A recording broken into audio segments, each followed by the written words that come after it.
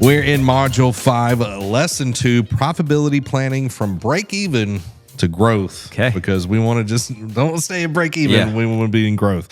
So help me understand, what does it mean from break even to being truly profitable in a practice? The break-even point is whenever your incoming revenue can match that of your bills, right? And so basically, it's a wash at that point, which actually, when you're starting a small business, that feels really good. Yep. When money's not coming out of your pocket, that feels good. But what I don't want people to do is get complacent in that area.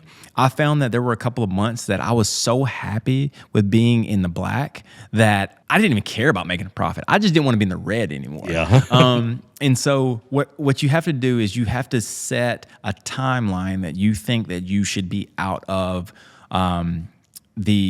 the break-even stage, right? And then you got to remember, this is a business. Businesses run off profit. And so you started this to make a profit. So don't forget that. Yeah, it's not a charity. It's not a 501c3. That's right. Like, it is meant to put food on the table. Yep. For you and your staff. Yep. When it gets down to it. Yep. So that's why it's important to actually make money. Yep, at that's this. right. So let's talk about finding the break-even point within your practice.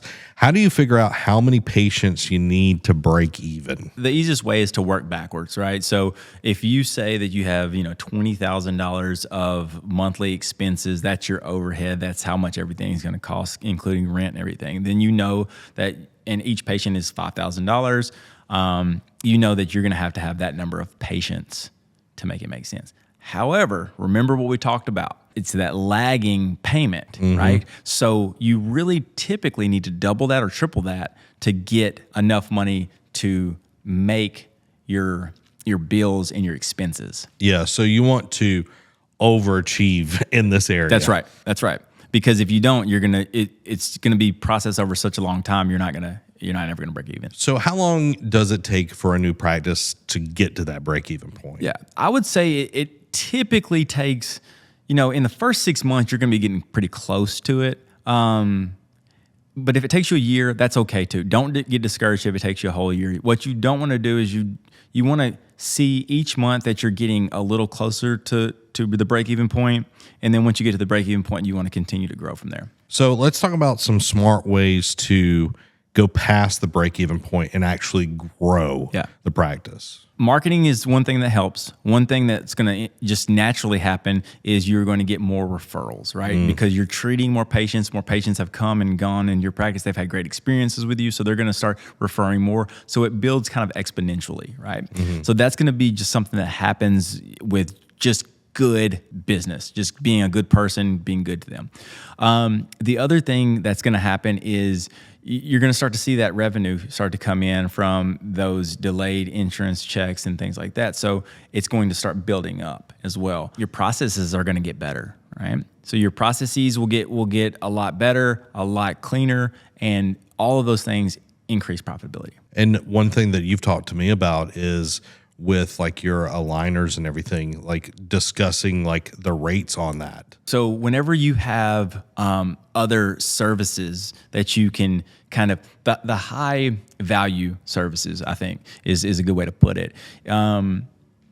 Those are things that you can attract a bunch of people with, right? So people like aligners, they like clear aligners. And so the cool thing about it is you may not have to see the patient as much. And so that helps with your profitability. Now, there's something that you got to be careful about, and that is the lab fee that comes along with those. So you need to structure that in a way that you're not carrying this big burden and adding this huge expense to your overall financial situation, but you're able to attract more patients. So it's again, everything's about a balance, and that's how it will be when you first start out. Yeah, make sure it's like you might make $500, but your lab fee is going to eat that and more. That's right. So just being aware of that. So one of the things that I think is a powerful tool is when someone comes in and they're not ready for orthodontic treatment, is to actually refer them to one of your dentists and have them go there, be like, hey, they're really great. And then you call the dentist and say, hey, I just sent you so-and-so. This is what they're, Love it. You build that rapport. And you're sending them a patient. Normally, we get the patients that they send because they're the general dentist. They get to see them and they send them to the specialist, right?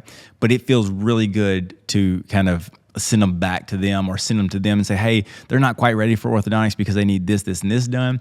But you're right. You have to call them and you have to communicate with them. That builds even more rapport. What we've been doing in my practice is we will actually call the other office and make the appointment for them. It just feels luxurious, right? It's like we're giving them this concierge type of experience. Yeah. And so that's a little thing that we do, but I do think it's super important. Yeah, and it's building that reciprocity. That's right. With that practice and everything, and they're going to be like, "Oh, yeah," they just keep feeding you. That's right. More and more. So let's talk about controlling costs and reinvesting. What are some things you can do to save money each year? One thing that I do, and I said it earlier, is that if we check the ROIs on all of our vendors and all the people that we partner with, that will help you make sure that you're efficient and your dollar's actually being spent for something that is helpful to align with your growth mind, right? But it also it can kind of trim the dead weight as well. If someone's not rowing the boat in the right direction, it can you can get rid of that and then you can reallocate that into one of your better performing ROIs. So let's say things are going well, you're starting and growing.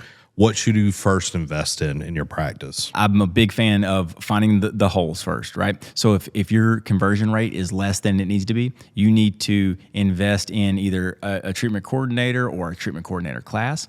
Or if that's great and your closure rate is great, then all your systems are good, double down on marketing, right? Add more to marketing, and then you can make everything grow like that. So it's finding the leaks, patching the leaks, or inefficiencies. Let's say inefficiencies, right? Patching the inefficiencies, and then if all of those things are good, then you throw it back into marketing and you double down. So tracking, I think people understand that at this point. You need to track what's going on in your practice. There's various tools, Cloud9, there's Gauge, there's a lot of different things. But what are some mistakes to avoid when you start growing? You can outstaff your growth, right? And I think that that's one thing, and we talked about that earlier. But another thing is thinking that you've arrived. And I think that, you get success, you start to see it. And sometimes when you start to grow, you realize that you have other problems and it kind of makes you feel weird about it. Yeah. But what I would always venture to say is whenever you start to see growth, I want you to double down, do more of that, do more of what's helping you grow. And then any of the little problems that you have with growth, you'll work those out. I had a orthodontic friend one time. He said, if things are going good, he said, start more starts. If things are going bad, start more starts. and it makes sense, right? If you're having staff issues, start more starts. You can hire new staff. If you are bringing in more money, more revenue, then things end up working out a little bit better. So that's really what the basis of that whole statement was. I like that. And shiny object syndrome. I cannot state that enough. Yes, stay away from that. And when you start to grow, a lot of times you have a little bit of extra money and you want to buy something shiny, new. You do not need it. If you buy anything new, you have to commit to maximizing it. So whether that's time, energy, and effort, you have to be able to put those into it to maximize the ROI on that before you buy anything else. I love it. That is Module 5. We'll see you in Module 6.